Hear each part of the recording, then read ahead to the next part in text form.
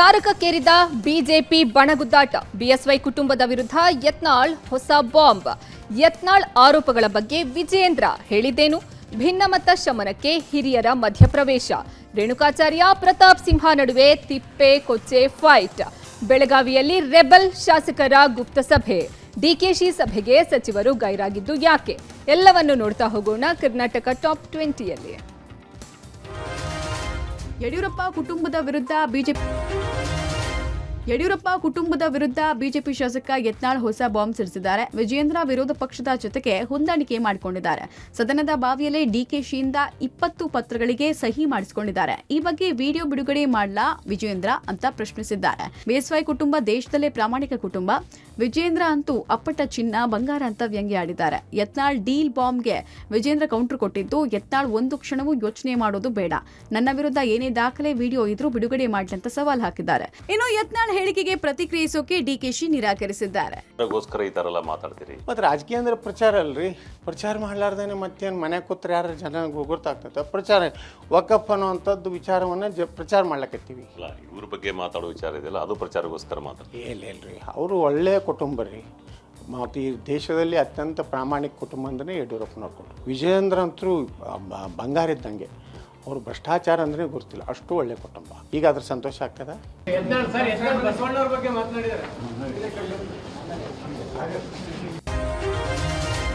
ರಾಜ್ಯದಲ್ಲಿ Yatnal team versus Vijayendra team fight ತಾರಕಕ್ಕೇರಿದೆ. ತಮ್ಮ ಹಾಗೂ ಯಡಿಯೂರಪ್ಪ ವಿರುದ್ಧದ ಯತ್ನಾಳ್ ಹೇಳಿಕೆಗಳಿಗೆ ಬಿಜೆಪಿ ರಾಜ್ಯಾಧ್ಯಕ್ಷ ವಿಜಯೇಂದ್ರ ತಿರುಗೇಟು ಕೊಟ್ಟಿದ್ದಾರೆ. ನಾನ್ ಮಾತಾಡಲ್ಲ ಅಂದ್ರೆ ಅಸಮರ್ಥ ಅಲ್ಲ, ತಾಳ್ಮೆಯಿಂದ ಇದ್ದೇನೆ ಅಷ್ಟೇ ಅಂದಿದ್ದಾರೆ. ಹೈಕಮಾಂಡ್ಗೆ ಎಲ್ಲವನ್ನ ಹೇಳಿದ್ದೀನಿ. ದಿನ ಬೆಳಗಾದ್ರೆ ಯತ್ನಾಳ್ ಯಡಿಯೂರಪ್ಪ ಕುಟುಂಬದ ನಿಂದನೆ ಮಾಡ್ತಿದ್ದಾರೆ. ಇದು ಅಕ್ಷಮ್ಯ ಅಪರಾಧ ಅಂದಿರುವ ವಿಜಯೇಂದ್ರ, ಯತ್ನಾಳ್ ಬಾಯಿ ಮುಚ್ಚಿಸುವಂತಹ ಶಕ್ತಿ ನನಗಿಲ್ಲ, ಕಾರ್ಯಕರ್ತರಿಗೆ ಇದೆ ಅಂದಿದ್ದಾರೆ. ಜೊತೆಗೆ ಯತ್ನಾಳ್ ಉಚ್ಚಾಟನೆಗೆ ದೂರು ಕೊಟ್ಟಿಲ್ಲ, ಮುಂದಿನ ದಿನಗಳಲ್ಲಿ ಸರಿಯಾದ ಉತ್ತರ ಕೊಡ್ತೀನಿ ಅಂದಿದ್ದಾರೆ.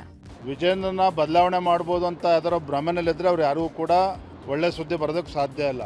ಪಕ್ಷದ ವರಿಷ್ಠರಿಗೆ ನಾನು ಮಾಡ್ತಾ ಇರ್ತಕ್ಕಂಥ ಪ್ರಯತ್ನದ ಬಗ್ಗೆ ಸಮಾಧಾನ ಇದೆ. ಎಲ್ಲರೂ ಕೂಡ ಸರಿದೂಗಿಸ್ಕೊಂಡು ಹೋಗ್ತಕ್ಕಂಥ ಪ್ರಯತ್ನ ನಾನು ಪ್ರಾಮಾಣಿಕವಾಗಿ ಮಾಡ್ತಾ ಇದ್ದೇನೆ. ಆದರೆ ಯಡಿಯೂರಪ್ಪವ್ರ ಮಗ ಆಗಿರೋದೇ ಅಪರಾಧ ಅನ್ನೋ ರೀತಿಯಲ್ಲಿ ಕೆಲವರು ಏನು ಮಾತನಾಡ್ತಾ ಇದ್ದಾರೆ. ಬರುವಂಥ ದಿನಗಳ ಉತ್ತರನ ಕೊಡ್ತೇನೆ. ನಾನು ಉಚ್ಚಾಟನೆ ಮಾಡಬೇಕು ಅಂತೇಳಿ ದೆಹಲಿಗೆ ಹೋಗಿ ಕಂಪ್ಲೇಂಟ್ ಹೇಳ್ತಾ ಇಲ್ಲ. ವರಿಷ್ಠರು ಎಲ್ಲವನ್ನೂ ಕೂಡ ಗಮನಿಸ್ತಾ ಇದ್ದಾರೆ.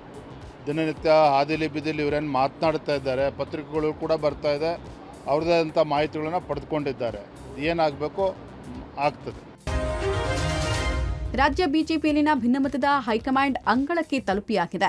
ಈ ಬೆನ್ನಲ್ಲೇ ಮಾಜಿ ಸಿಎಂ ಯಡಿಯೂರಪ್ಪ ನಿವಾಸಕ್ಕೆ ರೇಣುಕಾಚಾರ್ಯ ತಂಡ ಭೇಟಿ ಕೊಟ್ಟು ಬ್ರೇಕ್ಫಾಸ್ಟ್ ಮೀಟಿಂಗ್ ಮಾಡಿದ್ದಾರೆ. ಯತ್ನಾಳ್ ವಿರುದ್ಧ ಕ್ರಮ ಬಗ್ಗೆ ಸಮಾಲೋಚನೆ ಮಾಡಿದ್ದು, ಹೈಕಮಾಂಡ್ ಮೇಲೆ ಒತ್ತಡ ಹೆಚ್ಚಿಸುವ ಬಗ್ಗೆ ಚರ್ಚೆ ಮಾಡಲಾಗಿದೆ. ಸಭೆ ಬಳಿಕ ಮಾತನಾಡಿದ ರೇಣುಕಾಚಾರ್ಯ, ಬಿಸಿ ಪಾಟೀಲ್, ಕಟ್ಟಾ ಸುಬ್ರಹ್ಮಣ್ಯ ನಾಯ್ಡು ಯತ್ನಾಳ್ ವಿರುದ್ಧ ಆಕ್ರೋಶ ಹೊರಹಾಕಿದ್ರು. ಯತ್ನಾಳ್ಗೆ ಶಕ್ತಿ ಎಲ್ಲಿದೆ? ಅವರು ಇರೋದು 4 ದಿನ. ಡಿಸೆಂಬರ್ 10ನೇ ತಾರೀಕು ದಾವಣಗೆರೆಯಲ್ಲಿ 60ಕ್ಕೂ ಹೆಚ್ಚು ಜನ ಸೇರ್ತೇವೆ. ಯತ್ನಾಳ್ ಉಚ್ಚಾಟನೆ ಬಗ್ಗೆ ತೀರ್ಮಾನ ಮಾಡ್ತೇವೆ. ಬಿಎಸ್ವೈ ವಿರುದ್ಧ ಮಾತಾಡೋರಿಗೆ ಬುದ್ಧಿಭ್ರಮಣೆ ಆಗಿದೆ ಅಂದ್ರು. 11ನೇ ತಾರೀಕು ನಾವೆಲ್ಲ ಸುಮಾರು 60ಕ್ಕೂ ಹೆಚ್ಚು ಜನ ಮಾಜಿ ಶಾಸಕರು ಮತ್ತು ಇನ್ನು ವಿಧಾನ ಪರಿಷತ್ ಮಾಜಿಗಳು ಆಹ್ವಾನ ಮಾಡ್ತೀವಿ. ಸುಮಾರು 60ಕ್ಕೂ ಹೆಚ್ಚು ಜನ ನಾವು ದಾವಣಗೆರೆ ಸೇರ್ತಾ ಇದ್ದೀವಿ. ಅಂದು ನಿರ್ಣಯ ಮಾಡ್ತೀವಿ. ಉಚ್ಚಾಟನೆ ಮಾಡಿದರೆ ಮುಂದೆ ಏನು ಮಾಡಬೇಕು ಎಲ್ಲವೂ ಸರಿಯಾಗುತ್ತೆ ಅಂತ ರಾಜ್ಯದ ಅಧ್ಯಕ್ಷ ಯಡಿಯೂರಪ್ಪನವ್ರು ಹೇಳಿದರೆ ನಾವು ಈಗಲೂ ಕೂಡ ಅವರಿಗೆ ಅಲ್ಲಿ ವಿನಂತಿ ಮಾಡ್ತೀವಿ. ಈಗೂ ಕೂಡ ಟೈಮ್ ಮಿಂಚಿಲ್ಲ. ಪಕ್ಷದ ಜೊತೆಗೆ ಕೈ ಜೋಡಿಸಿ, ಪಕ್ಷದ ವಿರುದ್ಧ ಹೋಗಬೇಡಿ, ಪಕ್ಷದ ಜೊತೆಗೆ ಬಂದು ಪಕ್ಷದ ಅಧ್ಯಕ್ಷರ ಜೊತೆಗೆ ನಿಂತರೆ ನಿಮಗೂ ಗೌರವ ಇರ್ತದೆ ಅಂತ ಅವ್ರನ್ನ ವಿನಂತಿ ಮಾಡ್ತೀವಿ.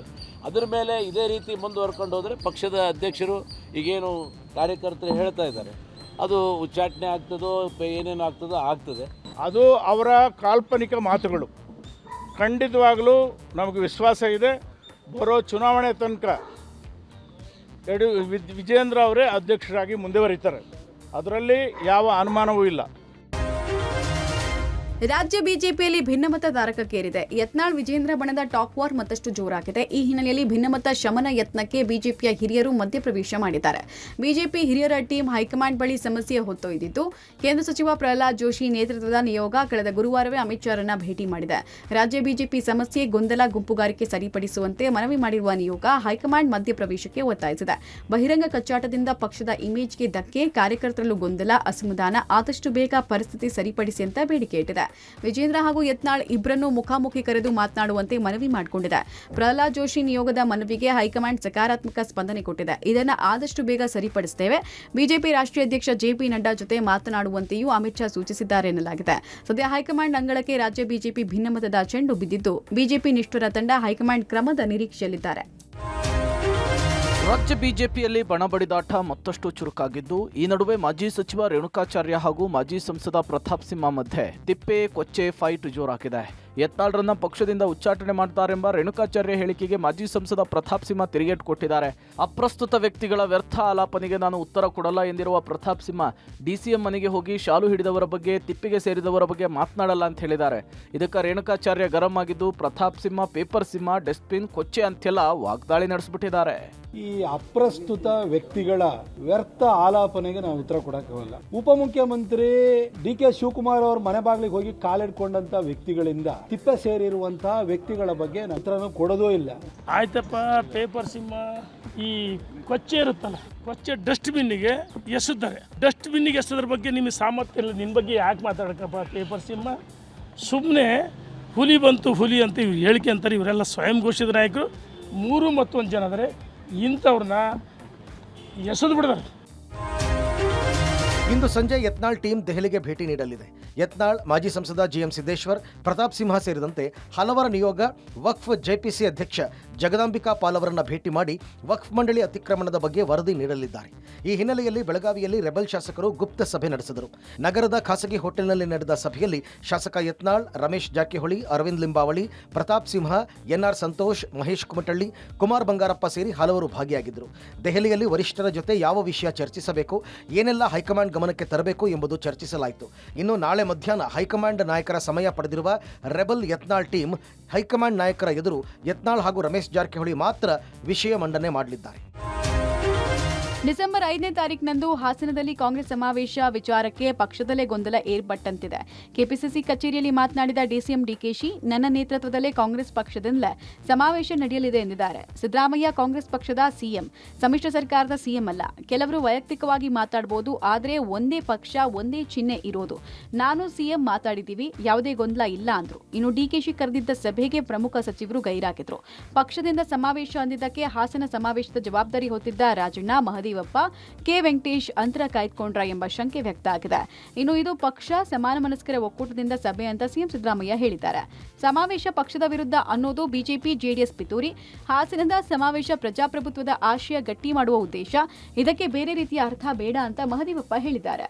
ಯಾರು ವೈಯಕ್ತಿಕವಾಗಿ ಮಾತಾಡ್ಬೋದಪ್ಪ, ನಾನು ಕೂತ್ಕೊಂಡು ಕಾಂಗ್ರೆಸ್ ಪಾರ್ಟಿಲಿ ಮಾತಾಡ್ತಾ ಇದ್ದೀನಿ. ಸಿದ್ದರಾಮಯ್ಯನವರು Congress chief minister, is not A chief minister of any pollution party. ಒಂದೇ ಪಾರ್ಟಿಲಿರೋದು, ಒಂದೇ ಚಿಹ್ನೆ ಇರೋದು, ಒಂದೇ ಪಕ್ಷ ಇರೋದು. ಈಗ ಇದು ಮಾಡ್ತಾ ಇರ್ತಕ್ಕಂಥದ್ದು ಇವತ್ತು ಜನರಿಗೆ, ಇಡೀ ರಾಜ್ಯದ ಜನರಿಗೆ ಕೃತಜ್ಞತೆಗಳನ್ನು ಹೇಳಬೇಕು ಅಂತೇಳಿ ಪಕ್ಷ ಮತ್ತು ಸ್ವಾಭಿಮಾನಿಗಳ ಒಕ್ಕೂಟದಿಂದ ಏರ್ಪಡಿಸಿರ್ತಕ್ಕಂಥ ಸಮಾವೇಶ. ಇದು ಬರೀ ಸ್ವಾಭಿಮಾನಿಗಳ ಒಕ್ಕೂಟ ಅಲ್ಲ, ಪಕ್ಷನೂ ಕೂಡ ಇದರಲ್ಲಿ ಸಕ್ರಿಯವಾಗಿ ಭಾಗವಹಿಸಿದೆ.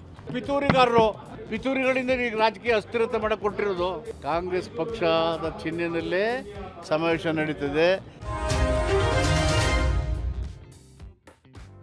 ಚಂದ್ರಶೇಖರ ಸ್ವಾಮೀಜಿ ವಿರುದ್ಧ ಎಫ್ಐಆರ್ ವಿಚಾರವಾಗಿ ರಾಜಕೀಯ ಕೆಸರೆರ್ಚಾಟ ಜೋರಾಗಿದೆ. ಸ್ವಾಮೀಜಿಗಳ ವಿರುದ್ಧ ಎಫ್ಐಆರ್ ಖಂಡಿಸಿದ್ದ ಬಿಜೆಪಿಗೆ ಕಾಂಗ್ರೆಸ್ ತಿರುಗೇಟು ನೀಡಿದೆ. ಚಂದ್ರಶೇಖರ ಸ್ವಾಮೀಜಿ ವಿಚಾರದಲ್ಲಿ ಕಾನೂನಿನಂತೆ ಕ್ರಮ ಆಗುತ್ತೆ, ಕಾನೂನು ಬಿಟ್ಟು ಬೇರೆ ಏನೂ ಮಾಡಲ್ಲ ಅಂತ ಸಿಎಂ ಸಿದ್ದರಾಮಯ್ಯ ಸ್ಪಷ್ಟನೆ ನೀಡಿದ್ದಾರೆ. ಡಿಸಿಎಂ ಡಿಕೆ ಶಿವಕುಮಾರ್ ಕೂಡ ಈ ವಿಚಾರದಲ್ಲಿ ರಾಜಕೀಯ ಮಾಡುವುದು ಬೇಡ ಅಂತ ಹೇಳಿದ್ದಾರೆ. ಬಾಲಗಂಗಾಧರ ಸ್ವಾಮೀಜಿಗಳ ಮೇಲೆ ಕೇಸ್ ಹಾಕಿದಾಗ, ನಿರ್ಮಲಾನಂದ ಸ್ವಾಮೀಜಿಗಳ ಫೋನ್ ಟ್ಯಾಪ್ ಮಾಡಿಸಿದಾಗ ಬಿಜೆಪಿಯವರು ಎಲ್ಲಿ ಹೋಗಿದ್ರು? ಅಶೋಕ್ ಸುಮ್ಮನೆ ಬೆಂಕಿ ಹಚ್ಚಿಸಿ ಅದರಲ್ಲಿ ಬೀಡಿ ಸೇರ್ತಾ ಇದ್ದಾರೆ ಅಂತ ವಾಗ್ದಾಳಿ ನಡೆಸಿದ್ದಾರೆ. ಇನ್ನು ಆರ್ ಅಶೋಕ್ ತಿರುಗೇಟು ಕೊಟ್ಟರು, ನನಗೆ ಬೀಡಿ ಸೇದೋ ಅಭ್ಯಾಸ ಇಲ್ಲ, ಅವರಿಗೆ ಅಭ್ಯಾಸ ಇದೆ, ಅದಕ್ಕೆ ಹೇಳಿದ್ದಾರೆ ಅಂತ ಹೇಳಿದರು. ಕಾನೂನು ಪ್ರಕಾರ, ಕಾನೂನು ದೃಷ್ಟಿನಲ್ಲಿ ಏನು ಮಾಡಬೇಕು ಅದನ್ನು ಮಾಡ್ತಾರೆ ಅಷ್ಟೇ. ಕಾನೂನು ಚೌಕಟ್ಟಿನಲ್ಲಿ ಬರಲಿಲ್ಲ ಅಂದ್ರೆ ಮಾಡಲ್ಲ, ಕಾನೂನು ಚೌಕಟ್ಟಿನಲ್ಲಿ ಬರ್ತೀವಿ ಅಂದ್ರೆ ಮಾಡ್ತಾರೆ. ಸುಮ್ಮನೆ ಈ ರಾಜಕಾರಣ ಬಿಟ್ಬಿಟ್ಟು, ಒಣ ರಾಜಕಾರಣ ಬಿಟ್ಬಿಟ್ಟು ಇವರೇ ಬೆಂಕಿ ಇಕ್ಬಿಟ್ಟು ಅದ್ರಲ್ಲಿ ತೆಗೆದುಕೊಂಡು ಬಿಡಿ ಸೇರ್ತಾವ ಅಶೋಕ. ಸನ್ಮಾನ್ಯ ಡಿ.ಕೆ. ಶಿವಕುಮಾರ್ ಅವ್ರಿಗೆ ನಾನು ಹೇಳಕ್ಕೆ ಇಷ್ಟಪಡ್ತೀನಿ, ನನಗೆ ಬಿಡಿ ಸೇದೋ ಅಭ್ಯಾಸ ಇಲ್ಲ, ಚಟನೂ ಇಲ್ಲ ನನಗೆ. ಅದಕ್ಕೆ ಅಭ್ಯಾಸ ಇರೋರು ಅವ್ರು ಹೇಳಿರ್ಬೋದು, ಮೋಸ್ಟ್ಲಿ ಅವ್ರಿಗೆ ಅಭ್ಯಾಸ ಇರಬೇಕು, ಅದಕ್ಕೆ ಹೇಳಿದ್ದಾರೆ. ನನಗೆ ಬಿಡಿ ಸೇದೋ ಅಭ್ಯಾಸನೂ ಇಲ್ಲ, ಬೆಂಕಿ ಹಚ್ಚೋ ಅಭ್ಯಾಸನೂ ಇಲ್ಲ. ಬೆಂಗಾಲ್ ಚಂಡಮಾರುತದ ಅಬ್ಬರಕ್ಕೆ ತಮಿಳುನಾಡು ತತ್ತರಿಸಿದೆ. ಚೆನ್ನೈ ಹಾಗೂ ಕರಾವಳಿ ಜಿಲ್ಲೆಗಳಲ್ಲಿ ಭಾರೀ ಮಳೆಯಾಗ್ತಾ ಇದ್ದು ಜನಜೀವನ ಅಸ್ತವ್ಯಸ್ತವಾಗಿದೆ. ಪಾಂಡಿಚೇರಿ, ಚೆನ್ನೈ, ವಿಲ್ಲುಪುರಂ, ತಿರುವಳ್ಳೂರು, ಕಾಂಚೀಪುರಂ, ಕುಡ್ಲೂರು ಸೇರಿದಂತೆ ಹಲವು ಜಿಲ್ಲೆಗಳಲ್ಲಿ ದಾಖಲೆಯ ಪ್ರಮಾಣದಲ್ಲಿ ಮಳೆಯಾಗ್ತಿದ್ದು ರೆಡ್ ಅಲರ್ಟ್ ಅನ್ನು ಘೋಷಿಸಲಾಗಿದೆ. ಹಲವು ಪ್ರದೇಶಗಳು ಜಲಾವೃತವಾಗಿದ್ದು ವಿಮಾನ, ರೈಲು, ಬಸ್ ಸೇರಿದಂತೆ ಸಾರ್ವಜನಿಕ ಸಂಚಾರ ವ್ಯವಸ್ಥೆಯ ಮೇಲೆ ಪರಿಣಾಮ ಉಂಟು ಮಾಡಿದೆ. ರಸ್ತೆಗಳಲ್ಲಿ ಮೊಣಕಾಲುದ್ದ ನೀರು ನಿಂತು ವಾಹನ ಸವಾರರು ಪರದಾಡಿದ್ದಾರೆ. ಕೆಲವು ವಾಹನಗಳು ಮುಳುಗಡೆಯಾಗಿದ್ದು ಹಲವು ಜಿಲ್ಲೆಗಳಲ್ಲಿ ಬಡಾವಣೆಗಳೇ ಜಲಾವೃತವಾಗಿದೆ. ಮನೆಗಳಿಗೆ ನೀರು ನುಗ್ಗಿದೆ. ಪರಿಣಾಮ ಮನೆಗಳಲ್ಲಿ ಸಿಲುಕಿದವರನ್ನ ಬೋಟ್ಗಳ ಮೂಲಕ ರಕ್ಷಿಸಲಾಗಿದೆ. ಇನ್ನು ಕೆಲವೆಡೆ ದೇವಸ್ಥಾನ, ವಾಣಿಜ್ಯ ಸಂಕೀರ್ಣಗಳ ಕಟ್ಟಡಗಳಿಗೂ ನೀರು ನುಗ್ಗಿ ಸಾಕಷ್ಟು ಅವಾಂತರಗಳೇ ಸೃಷ್ಟಿಯಾಗಿದೆ. ಚೆನ್ನೈ ಏರ್ಪೋರ್ಟ್ನಲ್ಲಿ ದಟ್ಟ ಮಂಜು ಕವಿದ ಹಿನ್ನೆಲೆಯಲ್ಲಿ ವಿಮಾನ ಹಾರಾಟಕ್ಕೆ ಪರದಾಡಬೇಕಾಯಿತು. ವಿಮಾನ ಲ್ಯಾಂಡಿಂಗ್ ವೇಳೆ ಪೈಲಟ್ ಹರಸಾಹಸವನ್ನೇ ಪಡಬೇಕಾಯಿತು. ಕೊನೆಗೂ ಲ್ಯಾಂಡಿಂಗ್ ಮಾಡುವಲ್ಲಿ ಯಶಸ್ವಿಯಾಗಿದ್ದಾರೆ. ಫೆಂಗಲ್ ಚಂಡಮಾರುತ ಹಲವು ಅವಾಂತರಗಳನ್ನು ತಂದೊಡ್ಡಿದೆ. 90 ಕಿಲೋಮೀಟರ್ ವೇಗದಲ್ಲಿ ಗಾಳಿ ಬೀಸ್ತಾ ಇದ್ದು ಚೆನ್ನೈ ಮತ್ತು ಇತರ ಪ್ರದೇಶಗಳಲ್ಲಿ ಭಾರೀ ಮಳೆ ಉಂಟಾಗಿದೆ. ಚೆನ್ನೈನಲ್ಲಿ ಸಂಭವಿಸಿದ ಮಳೆಯಿಂದಾಗಿ ವಿವಿಧೆಡೆ 3 ಜನ ಸಾವನ್ನಪ್ಪಿದ್ದಾರೆ. ಫೆಂಗಲ್ ಚಂಡಮಾರುತ ಹಲವು ಅವಾಂತರಗಳನ್ನು ತಂದೊಡ್ಡಿದೆ. 90 ಕಿಲೋಮೀಟರ್ ವೇಗದಲ್ಲಿ ಗಾಳಿ ಬೀಸ್ತಾ ಇದ್ದು ಚೆನ್ನೈ ಮತ್ತು ಇತರ ಪ್ರದೇಶಗಳಲ್ಲಿ ಭಾರೀ ಮಳೆ ಉಂಟಾಗಿದೆ. ಚೆನ್ನೈನಲ್ಲಿ ಸಂಭವಿಸಿದ ಮಳೆಯಿಂದಾಗಿ ವಿವಿಧೆಡೆ 3 ಜನ ಸಾವನ್ನಪ್ಪಿದ್ದಾರೆ. ಫೆಂಗಲ್ ಸೈಕ್ಲೋನ್ ಅಬ್ಬರಕ್ಕೆ ತಮಿಳುನಾಡು, ಪುದುಚೇರಿಯಲ್ಲಿ 3 ರಿಂದ 4 ಅಡಿಗಳಷ್ಟು ನೀರು ನಿಂತಿದ್ದು ರಸ್ತೆಗಳು ಜಲಾವೃತವಾದ ಹಿನ್ನೆಲೆಯಲ್ಲಿ ನೀರಿನಲ್ಲಿಯೇ ಕಾರು ಸಂಚರಿಸಬೇಕಿದೆ. ಚೆನ್ನೈನಲ್ಲಿ ಇಡೀ ಬಡಾವಣೆಯೇ ನೀರಿನಲ್ಲಿ ಮುಳುಗಿದ್ದು ಕೆಂಪು ಮಿಶ್ರಿತ ನೀರಿನಲ್ಲಿ ಕಾರು, ಬೈಕುಗಳು ಮುಳುಗಡೆಯಾಗಿವೆ. ಚಂಡಮಾರುತದಿಂದಾಗಿ ಸಮುದ್ರ ಪ್ರಕ್ಷುಬ್ಧವಾಗಿದ್ದು ಮರೀನಾ ಬೀಚ್ನಲ್ಲಿ ಪ್ರವಾಹ ಸೃಷ್ಟಿಯಾಗಿದೆ. ಸಮುದ್ರದಲ್ಲಿ ಅಲ್ಲೋಲ ಕಲ್ಲೋಲವಾಗಿದ್ದು ಅಲೆಗಳು ಅಬ್ಬರಿಸ್ತಾ ಇದೆ. ಮನೆ, ಅಂಗಡಿಗಳಿಗೆ ನೀರು ನುಗ್ಗಿದೆ. ಪುದುಚೇರಿಯ ಕೃಷ್ಣನಗರದ ಕೆಲವು ಪ್ರದೇಶಗಳಲ್ಲಿ 5 ಅಡಿಗಳಷ್ಟು ಎತ್ತರಕ್ಕೆ ನೀರು ಹರಿತಾ ಇದ್ದು ಸುಮಾರು 500 ಮನೆಗಳು ಜಲಾವೃತಗೊಂಡಿದೆ. NDRF ಹಾಗೂ ಸ್ಥಳೀಯ ರಕ್ಷಣಾ ಪಡೆಗಳೊಂದಿಗೆ ಭಾರತೀಯ ಸೇನೆ ಸ್ಥಳದಲ್ಲಿಯೇ ಬೀಡು ಬಿಟ್ಟಿದ್ದು ರಕ್ಷಣಾ ಕಾರ್ಯವನ್ನು ಮಾಡ್ತಾ ಇದೆ. ನೈಋತ್ಯ ಬಂಗಾಳ ಕೊಲ್ಲಿಯಲ್ಲಿ ಫೆಂಗಲ್ ಚಂಡಮಾರುತದ ಅಬ್ಬರ ಜೋರಾಗಿದೆ. ರಾಜ್ಯದ ಮೇಲೂ ಚಂಡಮಾರುತ ತನ್ನ ಪ್ರಭಾವ ಬೀರ್ತಾ ಇತ್ತು. ಮುಂದಿನ 3-4 ದಿನ ಬೆಂಗಳೂರು ಸೇರಿದಂತೆ ದಕ್ಷಿಣ ಒಳನಾಡು ಜಿಲ್ಲೆಗಳನ್ನ ಕಾಡುವ ಸಾಧ್ಯತೆ ಇದೆ. ದಕ್ಷಿಣ ಒಳನಾಡಿನ ಕೆಲವೆಡೆ ಇಂದು ಭಾರೀ ಮಳೆಯಾಗುವ ಸಾಧ್ಯತೆ ಇದೆ. ಮೈಸೂರು, ಮಂಡ್ಯ ಮತ್ತು ಚಾಮರಾಜನಗರ ಜಿಲ್ಲೆಗೆ ಇಂದು ಯೆಲ್ಲೋ ಅಲರ್ಟ್ ಕೊಡಲಾಗಿದ್ದು ನಾಳೆ ಆರೆಂಜ್ ಅಲರ್ಟ್ ಘೋಷಿಸಿದೆ. ಕೋಲಾರ, ಚಿಕ್ಕಬಳ್ಳಾಪುರ, ಬೆಂಗಳೂರು ಗ್ರಾಮಾಂತರ, ಬೆಂಗಳೂರು ನಗರ, ರಾಮನಗರ, ಚಾಮರಾಜನಗರ, ತುಮಕೂರು ಮತ್ತು ಕೊಡಗು ಜಿಲ್ಲೆಯ ಕೆಲ ಸ್ಥಳಗಳಲ್ಲಿ ಸಾಧಾರಣ ಮಳೆಯಾಗುವ ಸಂಭವ ಇದೆ. ಮಂಗಳವಾರವೂ ಕೆಲವೆಡೆ ಗುಡುಗು ಸಹಿತ ಭಾರೀ ಮಳೆಯಾಗುವ ಸಂಭವ ಇದೆ ಅಂತ ಹವಾಮಾನ ಇಲಾಖೆ ಮುನ್ಸೂಚನೆ ಕೊಟ್ಟಿದೆ. ಚಂಡಮಾರುತದ ಎಫೆಕ್ಟ್ ಸದ್ಯ ಬೆಂಗಳೂರಿಗೂ ತಟ್ಟುವ ಸಾಧ್ಯತೆ ಇದೆ. ದಕ್ಷಿಣ ಒಳನಾಡು ಹಾಗೂ ಕರಾವಳಿ ಜಿಲ್ಲೆಗಳಲ್ಲಿ ಕೆಲವು ಕಡೆ ಹಗುರವಾಗಿ ಮಳೆಯಾಗುವ ಹೆಚ್ಚಿನ ಸಾಧ್ಯತೆ ಇದೆ. ಚಾಮರಾಜನಗರ, ಮೈಸೂರು, ಮಂಡ್ಯ, ಹಾಸನ, ಕೊಡಗು, ಚಿಕ್ಕಮಗಳೂರು ಜಿಲ್ಲೆಗಳ ಕೆಲವು ಕಡೆ ಭಾರಿ ಮಳೆಯಾಗುವ ಸಾಧ್ಯತೆ ಇದ್ದು ಡಿಸೆಂಬರ್ 3ರಂದು ಯೆಲ್ಲೋ ಅಲರ್ಟ್ ಅನ್ನು ಕೊಡಲಾಗಿದೆ. ಬೆಂಗಳೂರು ಮತ್ತು ಸುತ್ತಮುತ್ತ ಏರಿಯಾ ಕೂಡ ಸ್ವಲ್ಪ ಗಾಳಿ ಜಾಸ್ತಿ ಬರಲಿಕ್ಕೆ ಇದು ಮುನ್ಸೂಚನೆ ಇದೆ. ನಾಳೆ ಮತ್ತು ನಾಳೆದ್ದು ಕೆಲವು ಕಡೆಗೆ ಲೈಟ್ ಟು ಮಾಡರೇಟ್ ಇದೆ ಮತ್ತು ಕೆಲವು ಕಡೆಗೆ ವೆರಿ ಹೆವಿ ರೇನ್ಫಾಲ್ ಬರಬಹುದು ಅಂತ ಇದೆ.